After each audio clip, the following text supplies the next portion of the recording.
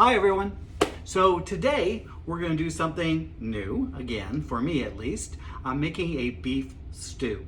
So why beef stew? Last week we had the earliest snowfall in Denver in 10 years, followed by a couple of days after that where they said it was a record low they hadn't seen on that day for 125 years. We went from 100 plus degrees to 30 degrees in a day, as it were.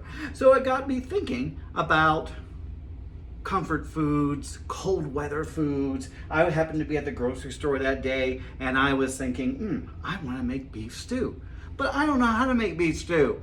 That's probably why you're turning in, because you may not know how to make it either. I knew it had some basic things like beef, had carrots, had potatoes, but I wanted to add a few other things to it because that's who I am. And I found a little recipe online that said, easy beef stew. Well, that was great for me because easy, yay, beef stew. But then I was reading through it and it seemed very simple, easy, exactly. But the reviews on it said that it lacked a little bit of flavor. Well, that's not good for me. I need to have flavor and lots of flavor. So I've already added to this recipe when I haven't even done it yet. So kids, don't try this at home, but you can try it at home if you want. So what I've done is I've got from my butcher, I got stew beef that's already been cubed.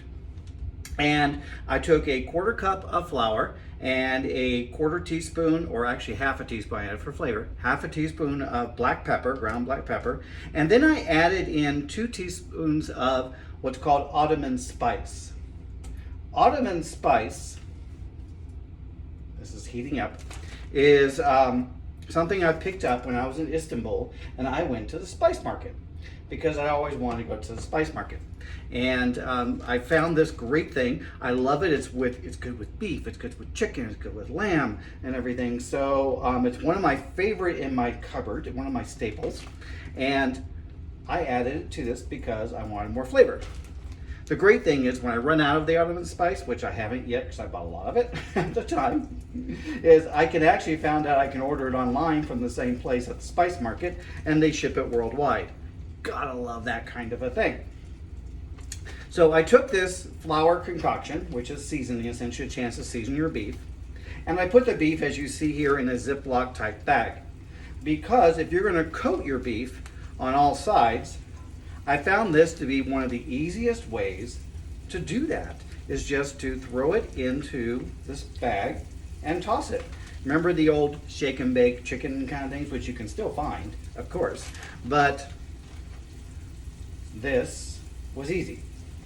So you're going to do this into a large pot, as you see here, as I have things going. You don't want to crowd your meat, which is why I'm not putting it all in at once. And you want to brown all sides of the meat. So you're going to do this in batches. And you want to make sure you'll have to turn it as you go to brown through, because this is your only chance, quite honestly, to season the actual meat. Because once it's cooking in there and everything else in the broths, the juices will get in there and that'll be all good and well. But with the flour, you want the seasoned flour. You just don't want to do regular flour because that won't have any seasoning. It's just kind of like, well, what's the whole point? So that's why the black pepper and the Ottoman spice from that. They're getting nice and brown very quickly. I've got this on the medium-high heat, and I have in here approximately 2 tablespoons of good oil. Never cheap out when you're cooking if you can help it, because it will taste in your ingredients. These are getting lovely brown. Loving this. This is very exciting. As you can see, it's getting there, lots of things. I'll lower that down a little bit because I'm going to remove this as I go. As I said, making in batches. So I've got to make more room for beef. I'm going to take this out. Now, stew meat is something that has to cook for a very long time. It is not something that you can do this and have dinner ready in half an hour, say, for things. You actually need to have the time for it. Now, I was at a wine drinking event yesterday. Okay, that's me. And I mentioned that I was going to be doing this, and it would take me a few hours to get it done. The comment came back to me, said, Michael, crock pots, that's what crock pots are for. Possibly, that is what crock pots are for. Or even, what are they called? Pressure cookers. Yes, those can be for it as well. But I actually like taking my time and doing these things the old-fashioned way. I think it's very therapeutic for me to do it. It's fun. I actually enjoy doing these and like to see things come into creation. I'm not a set it and forget it kind of person, although I have done that in the past, especially when I was working full time and I wanted to have dinner that night. I'd get up early and put a bunch of stuff in the crock pot and set it, and whoops, one left the pool there. My flour is burning a little bit, so hopefully that will clear up in a second.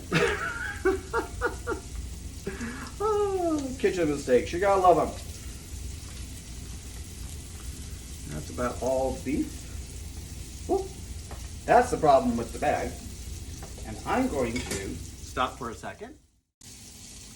Okay, we're back just again. I had to stop for a moment because the flour had gotten on the heating elements, and I was afraid of setting off the smoke detectors. Didn't want to have that. So I had to quickly turn off the burner, move this around, try and clean up. I opened up some windows, I got the fan going, just, because you get those smoke detectors going in an apartment area, everybody knows it.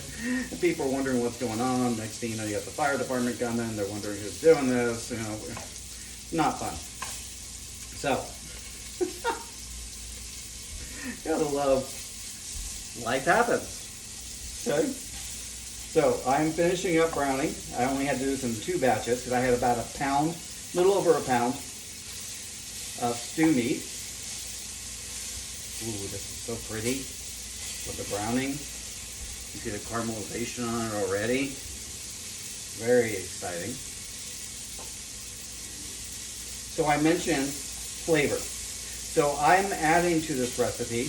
Already I doubled up the pepper that was in the flour to half a teaspoon versus a quarter, and add the ottoman spice. And then I'm going to add in, as soon as I get this out, I'm going to take this off the heat for just a second, because again, I don't want it to overdo anything.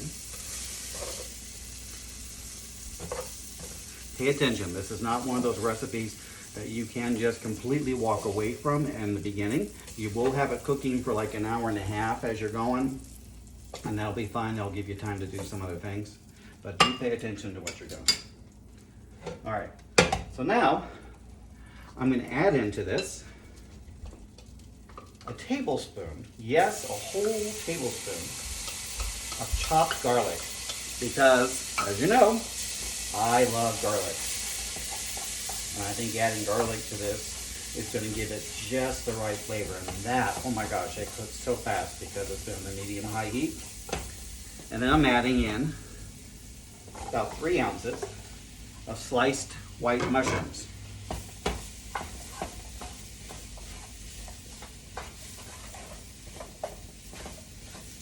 This is exciting.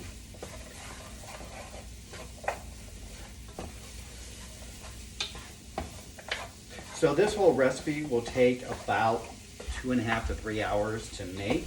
So you need to set aside some time for it. Or, because things like to marry in the refrigerator the next day, you could make it the day before for something that you're doing. Like I could do this on Sunday for Monday, kind of a thing. So you could have grilled cheese sandwiches for dinner on Sunday, which I think is just an awesome thing to do. And then you can have the stew for Monday. But I'm actually going to have this tonight. Okay, those are nice and getting sauteed in there, as you can see. And I'm going to add into this 2 tablespoons of red wine vinegar. Listen to that. That's the sound you want to hear. And a cup of red wine. Lovely. As I've mentioned before, you don't want to cook with wine that you wouldn't drink. So I am actually using today, I'm using an Amarone. I think that's right. I'll let you know in a second. Yeah, Amarone. It's an Italian wine that I discovered at a little winery, because again, I go wine tasting off things here in Colorado. So you want to add in your wine, you're deglazing the pan, getting all those beautiful brown bits up from the garlic and the beef and the black pepper, and the spices and everything. You want to cook that for just a little bit. Oh man, it smells so good. Because again, never cook with wine that you wouldn't drink. Speaking of that, I did test it just to make sure that this is what I want for dinner. And it most certainly is.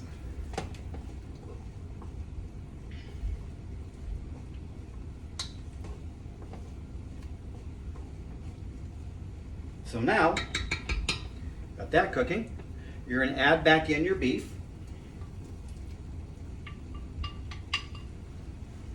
And you're going to add in beef broth.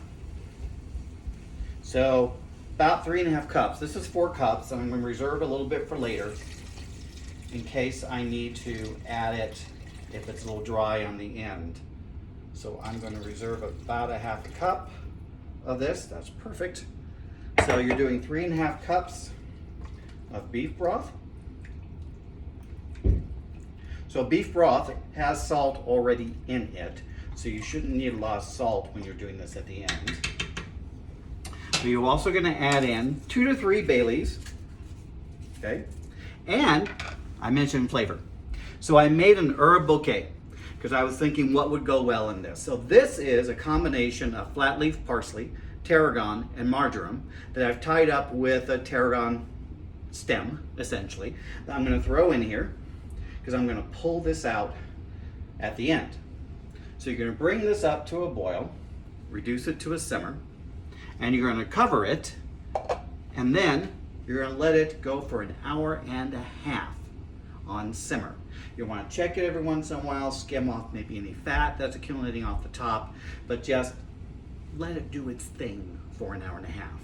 Now, during that 1.5 hours, I'm going to take the time to prep my carrots and my potatoes and my onion for the next step of this process on it. So we are making beef stew with some additional twists as far as this goes. And we'll see you in a little bit because this is going to come up to a boil. I'm going to reduce it to simmer, cover, and let it go for 1.5 hours. See you in about 1.5 hours. Okay, so it has been 1.5 hours, and this has been simmering on the stove. I've been checking it occasionally. I actually didn't need to skim anything off. Hi. Bill's waving. Say hi to Bill. He's home. And oh my gosh, it smells so good. Yes, and it looks so rich and everything already, but we're not even done. So at this point, I'm going to fish out the bay leaves, and I'm going to fish out the herb bouquet, which has kept remarkably together. The good thing, you know, the good part of this is I use very large pieces, so you can find them easily. You don't have to worry about your family chomping into these things, which would not be pleasant to eat at this point. So I just want to make sure I got all my bay leaves out. It looks like, well, there's one. They're slippery little suckers. So you want to make sure you get those out because you actually don't eat those. Okay? So I'm going to add in now, I did 4 medium carrots that I peeled, cleaned, and just did like a vegetable peeler off the top of them, and cut them into 1/4-inch rounds. I like a lot of vegetables in my stew because to me that's where all the goodness comes from, not just the meat, but all the vegetables you're doing with it. So I'm adding in the carrots, and I did 1 medium diced onion, white onion. Now, the last time I showed you all about how to dice onions fairly easily, and I posted on there, my Aunt Gwen actually mentioned, to keep from crying, she heard about a trick of chewing on a toothpick, which she uses. So I tried that. And I don't know if it's psychological or what, but it actually worked. I did not feel the gases for the onions coming up and everything and wanting to make me cry. So thanks, kudos to Aunt Gwen. Shout out to you for that little tip. I loved it. All right, so I'm going to put this in here, and this is going to simmer, covered again, for another 10 minutes. Okay, and then we're going to add in the potatoes, and then we're going to check our seasonings, and we're going to be done with it. So we're on our stage now. We took out the bouquet for the herbs. We took out the bay leaves. Didn't have to skim anything because there was really no fat on that meat. It was very lean, which was fantastic. Added in the carrots and added in the onions, and now it's going to go for 10 more minutes, and we'll see you then. All right, so we have been simmering for 10 minutes and getting the carrots a little softened and getting the onions softened. And now we're going to add in our potatoes. So I have done 3 russet potatoes. They've been soaking in water because I cut them up a little while ago, and I didn't want them to start to brown during this whole process. So I'm draining that. That's why I'm off camera. I'm draining the potatoes. And now you're going to add them back in. So what I did here is I partially peeled the potatoes. I didn't peel them completely because I wanted to leave a little bit of the skin on because the skin adds more flavor. And again, going with that thought that there wasn't a lot of flavor in the recipe according to the reviews on it, I wanted to add a little bit more flavor. So partial peeled from this. And if you're going to partial peel, you need to really make sure you have scrubbed off your potatoes and everything. And these are russet potatoes. So these are going in to our pot, and we're going to cover this again and let it go for another half hour. As I mentioned earlier, this is not a quick thing to do. It takes a little while. So we're covering that. I'm actually going to raise the temperature up a little bit because by adding all of these, I've lost some of my simmer, so I want to bring that back some. So we'll see you in about a half hour. We'll do some final testing on the flavors of this, see if we need to add any salt, peppers, different type of things to bring that seasoning up a little bit if it's needed. But otherwise, we are almost there on the home stretch to our beef stew. See you in a little bit. Okay, folks, so we have been going another half hour. And I tested the potatoes. You want them to be fork tender. So they are fork tender from that standpoint. And then I did do a quick tasting on it. And beef stew obviously has a certain flavor to it, but I think it needs a little more seasoning, at least to my taste. This is where your own personal taste should come into play.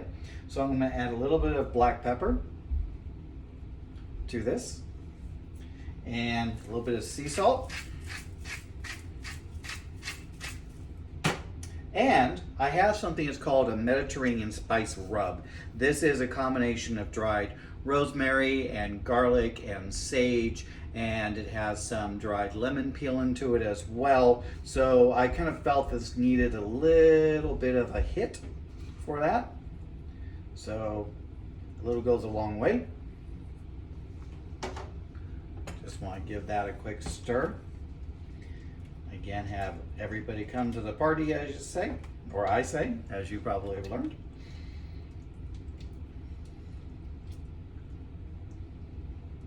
Do a quick testing of the flavor.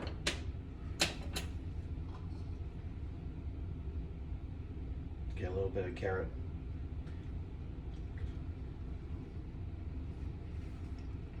That was it. That's what was needed.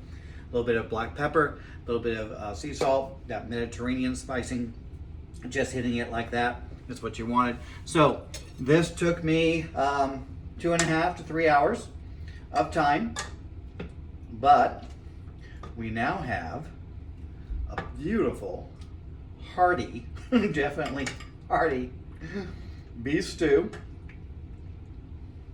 where we want to get more carrot in there. I love carrots and the broth. So you have this fantastic potatoes and beef and onions and mushroom and garlic and carrots, and it's everything that's all good and fun of us. So a beef stew for a winter evening, or actually it's no longer winter. We went straight back to summer, and it's been 90 plus degrees today, but I already had the ingredients, so we made beef stew anyway from this. You can serve this with some crunchy bread, rolls, garlic, a side salad from it, or you could just have this as is and just make a hearty beef stew, and we're good to go. That's it. Hope you've enjoyed this episode with Meals with Michael. See you next time.